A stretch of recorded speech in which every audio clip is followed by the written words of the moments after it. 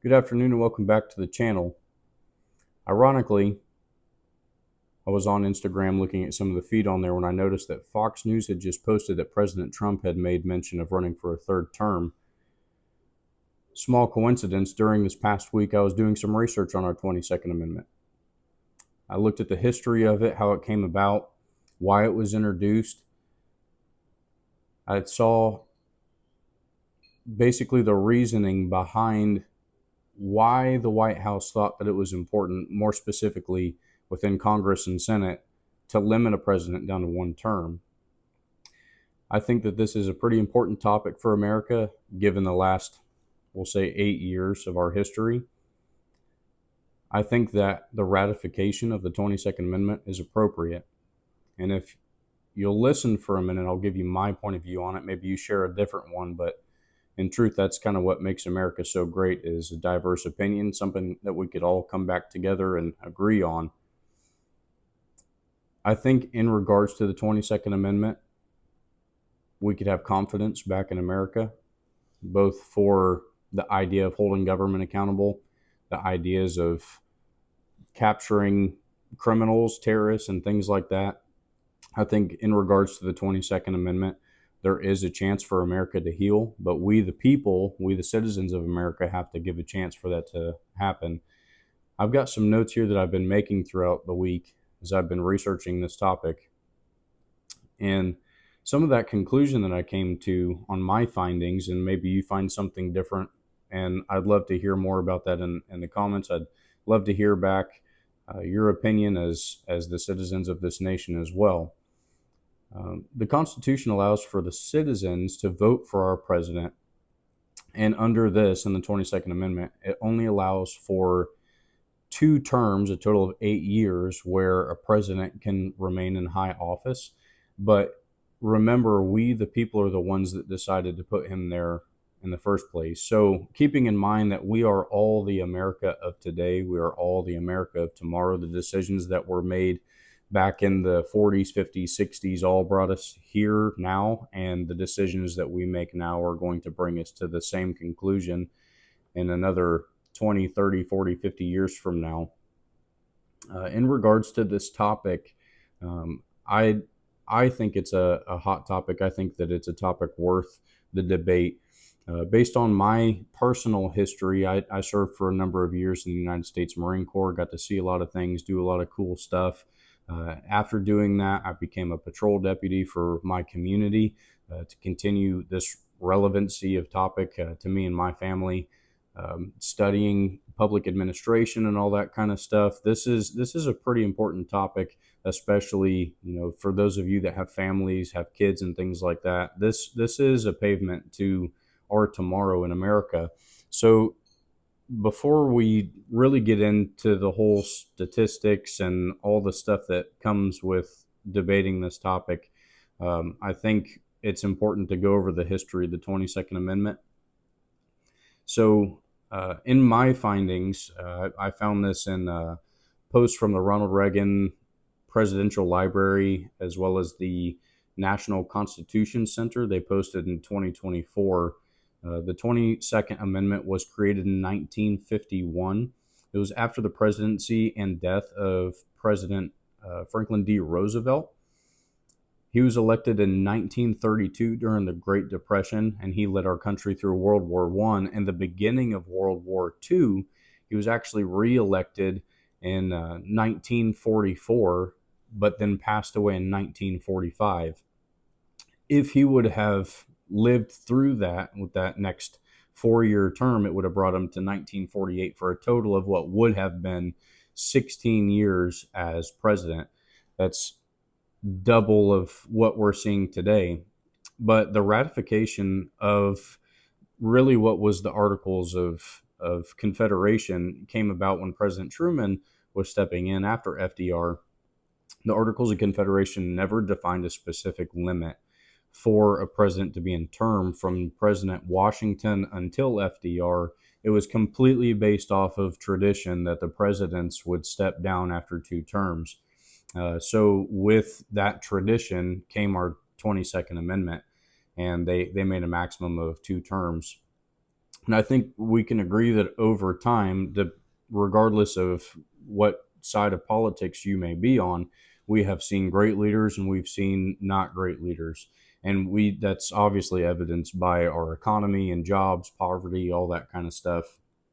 So I think with the 22nd Amendment did come a potential that we are shortchanging or limiting presidents for their ability to further give their wisdom to the country. Because at the end of the day, you have to remember we, the people, are the ones that are voting them into office. So if you have a president that's not doing great, not making the right decisions, then we, the people, are not going to vote them for another term. Therefore, we move on.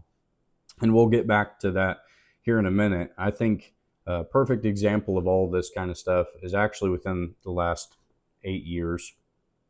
Specifically, the number one topic, the easiest thing to bring up would be the Biden administration. It was recorded through the White House Budget Committee, and it was also posted from Washington, D.C. in 2024. The Biden administration caused America's economy to crash from President Trump's first term in office.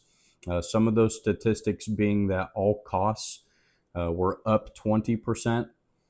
2.08 million people had lost their jobs. And keep in mind, this is post COVID, so we can't really use COVID as an excuse for the job loss. Interest rates went from a Trump 2016-2020 of 0%, and they recorded the Biden 2020 to 2024 as 5%. Consumer confidence index went down 24%. Inflation itself increased 19.3%, while government spending had increased 153%. That was for a total of $540 billion of government spending. And we've been seeing how the government's been going about the process of finding out where those funds went, seeing if those funds should continue to be placed where they are. From what I'm seeing on the news, a lot of it is that those things are being shut down, and folks that were keeping money and getting money that shouldn't have been, that's also being addressed from what we're seeing on the news. But America was facing a time of healing in the Trump 2016 to 2020 administration. And I think it's important to give the credit there. After the Obama administration, which you have to give the little bit of credit that would be due, that there was some good in the economy as far as things like a lot of people sided with Obamacare and different ideas that he had during presidency. So we can give the fact that the Obama administration was not as bad as seeing what happened in the Biden administration, if you will. But some of the statistics that were recorded from the same sources, after the Obama administration, the Trump administration actually created 6.4 million jobs after the employment crash during Obama's term. BBC reported that the Obama employment crisis was the lowest ever in over 50 years. The economy ended up growing under Trump at that point 33%, which surpassed the record of 16.7%, which was in the 1950s. 4.2 million citizens had been recovered from poverty, which was the greatest reduction in all of history. So this type of healing has occurred over American history. This isn't the first time that we've started to see America heal. My favorite one to reference would be President Ronald Reagan. If you listen to any of his speeches, whether it be his speeches before his first presidency, my favorite being his speech at Time for Choosing. You listen to his inaugural address, the second inaugural address, and even the way that he addressed things while still in office, giving the statistics that were true of the times and how he could heal the nation of that. There's a reason why for his second vote, his second term to be voted in, you saw how the map looked and you saw how the country got behind President Reagan due to recovering the nation from a failed economy and government spending and all that kind of stuff. So I think that with those types of things in mind, the 22nd Amendment is preventing us from our continued healing. when you could take the wisdom of these gentlemen that is obviously working to be able to continue to move forward in a direction that will make America great and keep America great. And truthfully, as Americans, that should be all of our goal at the end of the day anyway. So, having said that, I believe it's appropriate to ratify the 22nd Amendment. I think that this is an opportunity to allow us, we the people, to continue to see great leaders do great things. And this is an ability for us to allow America to focus on having someone to point us in the right direction. Because, like I said, we've seen great leadership and poor leadership over the years. The issue I find is in the research that I've done here, and maybe you find some in your own research as well. Many presidents have allowed such crisis and economic massacre. What happens is you take that president with the wisdom to come in and start healing all of the stats, start changing the economy, fixing poverty, and all of those wonderful things. But then they're limited to those 4 years getting elected again, and then 4 years. So that first 4 years is almost this recovery process where they have no time to really do anything but fix what the last guy messed up. And then they take their next 4 years trying to now heal the land and implement good things, only to have the next guy come in and ruin it all.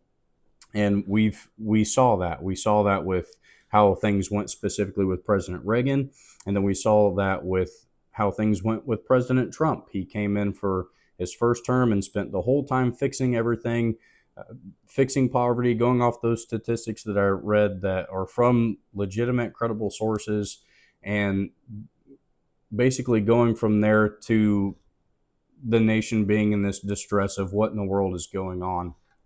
So I think that the ratification of the 22nd Amendment is very appropriate just because it's based off of the fact of we the people, which I don't think has been more relevant to discuss so harshly in our nation's history. I recall from President Reagan's speeches that he gave on addressing we the people and us as citizens and controlling the government and how they needed to be and appointing elected officials the correct way.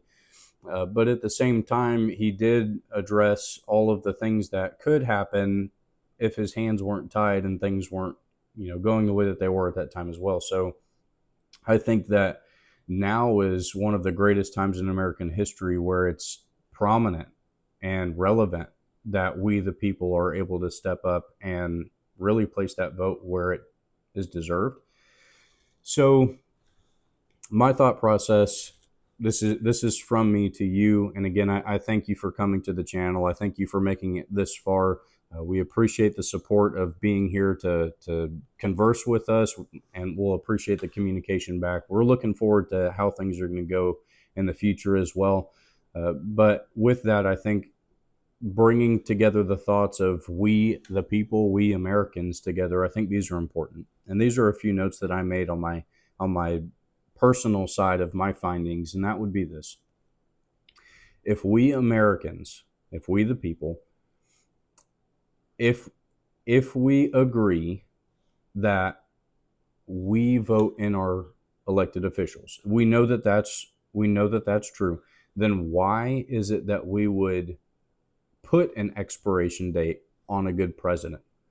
Why is it that we would cause a time where we say your wisdom is no longer needed, let's try to move on to the next guy?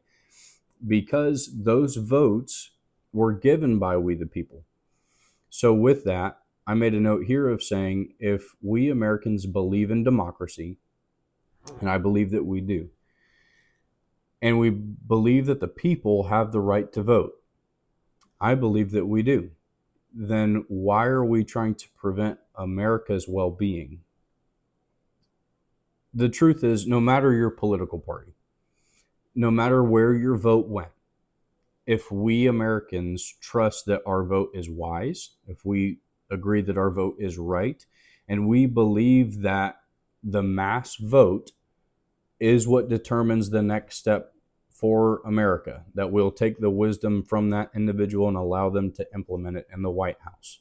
If I'll take it a step farther to say this, if we can all agree that from 2020 until present, every vote was counted correctly. There was no behind the scenes action. We can say all the fires that were set and all the places that were closed down. Let's just pretend that that was all just a coincidence and things like that. We can pretend that we didn't go to sleep at one point in time of night and wake up to this crazy change in the line, right? So if we can all agree that votes are being properly counted, and you would basically have to, I need you to say yes to that, because then you have those that would say 2020 was done right, and then those that say 2024 was done right. So if we can agree that all of those votes were done correctly, then we, the people, have been deciding. So if we, the people, are the ones deciding, then we really don't need the extent of the 22nd Amendment. I'm not saying to do away with some sort of limit. In fact, I think that the dynamic of this presidency is one of the greatest that you could ever see in American history. You have a gentleman that's been there, done that. He's lived his life, and he's bringing that wisdom as well as business wisdom into the office of the White House as the United States president. But he's also taken a gentleman that is newer on the side of politics, that is also younger, that will probably be around longer. And in that case, you have this dynamic of, we'll say, older wisdom mixed in with younger wisdom, and from there being able to move on forward. So the dynamic really of this office is incredible, in my opinion, and I don't think I'm the only one with that opinion.